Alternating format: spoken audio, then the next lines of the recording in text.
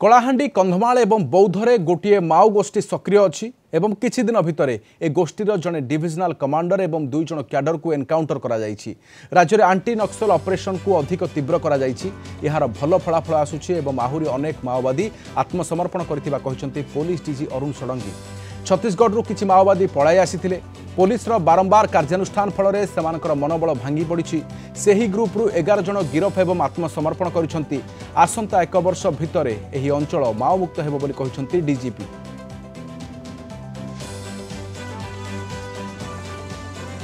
कलाहांडी कंधमाल एवं बौद्धरे गोटे माओ गोष्ठी अच्छी बर्तमान से सक्रिय अच्छी एवं तांको विरुद्ध रे आमर अभियान जारी रही।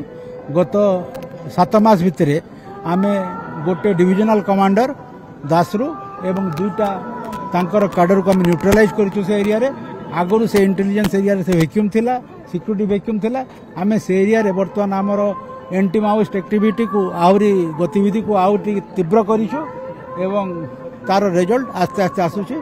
आमे आशा करूछु से अंचल रे बहुत लोग सरेंडर भी करिसंती। काहेकि ना गत वर्ष 8th कंपनी गोटे छत्तीसगढ़ रु आसिकी सेठी पहुंची एवं आमर जो कार्यक्रम द्वारा बारंबार पुलिस कार्यक्रम द्वारा से माने वर्तमान तांकर मनोबल भांगी जाइछि।